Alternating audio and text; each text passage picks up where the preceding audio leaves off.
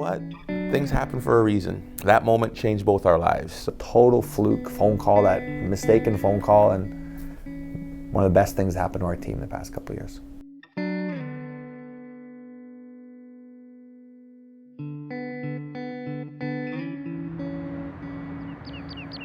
The first time I remember Kyle was we were practicing on the quad because we didn't have a field that day.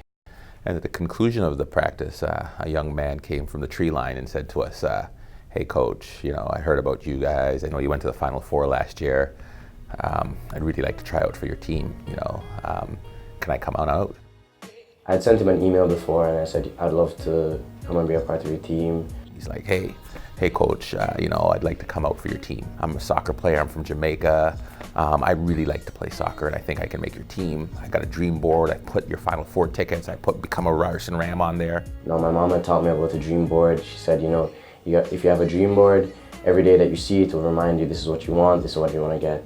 Next fall, he's walking in and he's like, pretty good. He plays, he's terrible, right? Like I'm talking rubber tree plantation on the bottom of his foot. It's just not good. But I can see he's like devastated, he's crushed as I deliver the news that he's not gonna make the team. It's probably one of the hardest things I've actually had to deal with in my life because I had put in a lot of effort, I'd made a lot of sacrifice. I just moved from coming from Jamaica to Canada, and I decided, I'm not even gonna visit the rest of my family in Jamaica or the States. I was just gonna stay, train, put all my efforts onto that. So what happens? He shows up and I say, listen, why don't you become the equipment manager? We'll let you practice with us now and then if there's room, if there's space. And at the end of the year, we'll have a conversation. The season goes by, we have a pretty good season again. We win our conference. Hey coach, did I make the team? How about, what do you think? Can I stay with you all season? No, Kyle, I'm sorry. He just wasn't very good.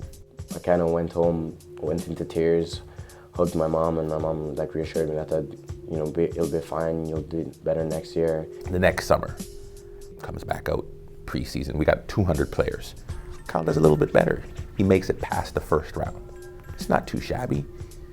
Still not good enough though. And we say to ourselves, it's just not gonna happen. Total one of those, man, we had written Kyle off, totally. We had written Kyle off. A lot of times I had lost focus, said, why am I doing this? This is embarrassing. All these guys are probably laughing at me like, oh, look at this guy, he keeps trying out. He's not gonna make it, why does he even bother? Finally, the fourth year, we've got some issues. So we call all our coaches that we know. Hey, we're missing some players. Can you send 2 or 3 center mids? So he said, this one coach said, I'm gonna send you 3 players. So imagine if you can, a movie where there's the backlight there's a high spotlight and there's smoke and mist in the back and there's this big fan blowing and slow motion music. And you can't see the people walking in, but you can see the shadows of these 3 guys. And in they come, and in comes Kyle. I'm like, oh my gosh, we're thinking this guy, we cut this guy twice already, maybe even 3 times, we couldn't remember.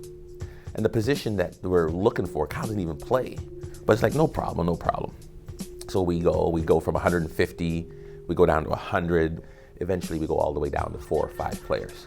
And so when it's only 4 or 5, we're only gonna keep 1. But I don't wanna tell the one guy, and so I say, listen, we're gonna go to Syracuse and Hartwig. I'm gonna call you, and one of you guys will have you come back when we come, and we'll play the Guelph. And Kyle comes and sees me. And he's like, okay, coach, how did I do? It's like, yeah, Kyle, not too bad. Okay, yeah.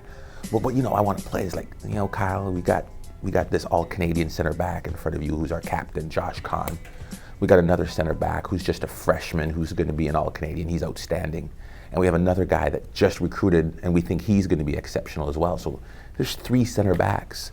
There's just not room for a 4th. I'm just not sure that's going to happen.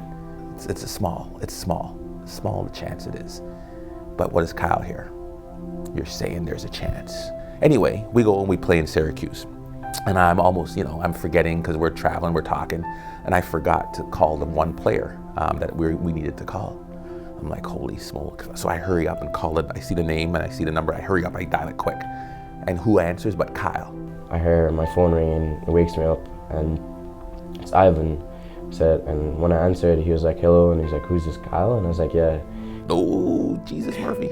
I was like, I think he's like, ooh, Kyle, hey, how are you? Oh my God, we were laughing and we're like, oh my God, no one's perfect and we made a mistake, and then we just started laughing about it. It's like, oh my gosh, I called the wrong number. And Kyle thinks because I called him that he made the team because I said I would call you if you made the team. I'm like, oh my God, I'm the AD, I can't make that mistake. Well, you know what, we'll just let Kyle, we'll put him in the, we'll just let him sit on the bench and join the experience, right? Then I call the guy I'm supposed to call up and say, hey, come meet us in Guelph. We need you, right? Anyway, so we're playing Syracuse and we get beat up pretty badly. All of a sudden, we're in trouble. I got to play in the Guelph game, which is 3 games in 4 days, and I got no center back. I looked down at the bench as we were going, I was like, what am I gonna do? The only guy we have is Kyle. So we're on our way to Guelph, and all I could think about is, well, this is my last chance. Just give it your all. Just don't stop running, don't stop trying. Just keep pushing. I put Kyle in the game. Kyle plays like a man possessed. I'm talking loose teeth out there, broken bones, winning every tackle. He gets man of the match. It's an award we give away to the person who plays the best. It's like, MVP. Everyone came up to me and was like really excited and happy. And then Ivan said, your round of applause to Kyle. He was basically the MVP of the game. I can't cut Kyle. He's exceptional. He has an exceptional performance. His feet still aren't great. He's still a little rough, but that guy is phenomenal. He played excellent. And we're like, hey, you know what? We're injured right now and he played really well. Let's give him a longer look. Ivan and Phil took me aside and said, hey, we'd like for you to come to training tomorrow. He came back bigger and stronger. He had a different body. He was physically more able. His touch was better. His skill was better. His leadership was better. He came back a better soccer player. That was coming up, athletic retreat. And usually, on the soccer team at least, all the trialists are cut by then, and it's usually his team is set. So I was sitting there and I saw Phil coming up. It was at the end of one of the practices, and I saw Phil coming up to me. And I said, oh my God, here we go again. I'm gonna get cut. I'm gonna get the same story one more time. Kind of right away, I was like, Kyle, we gotta chat. He comes up to me. It's never easy choosing a team, Kyle. As you know, you're going into your last couple of years, and you've had a good tryout. You've done your thing. You've worked hard, but it's very difficult to choose you over a player that's younger. And he kind of, assumed the worst kind of thing. And I said, Kyle. Phil asked me, Kyle, you once told me what your dream was. Could you remind me of it again? So I said, yeah, my dream was to make this team, to be a part of it, and to do the best that I can for this team. And he said, okay, well, I'd like to let you know that dream has come true, and welcome to the team. I almost cried right there on the spot. And he looked at me, he's like, Coach Phil, can I hug you? I was like, sure you can. So he gave me a hug. And then he turned to the players and said, gentlemen, welcome Kyle to the team. It's the only year in all of my 20 years of coaching that I've had an undefeated season. We were ranked number 2 in the country. Guess who the starting center back was for that team? Kyle. Kyle's a guy that's going to win you a game. He's the guy that's going to hold down the fort. And where most people don't put their foot in a certain spot where the ball is, he's going to put his head there. Best ball winner on the field, great tackler, knows our defensive zone really well, knows how to instruct people. The story isn't how bad an identifier of talent I am or how poor a coach I am. The real story of that is, who do you let persuade you away from your goals? Who do you give power to? I'm happy that I was wrong. There are less people with less credentials taking so many of you away from your dreams and your goals. Yeah, it's a long road, and I'm glad it's over. And it's funny because when you look back on it now, you can laugh at it, but at the same time I understand, and it keeps me humble on being on the team. It shows me that how hard I've worked. Believe in yourself, because if you don't, who will? And that's the story of Kyle, who now is one of the starting center backs and an OUA All-Star.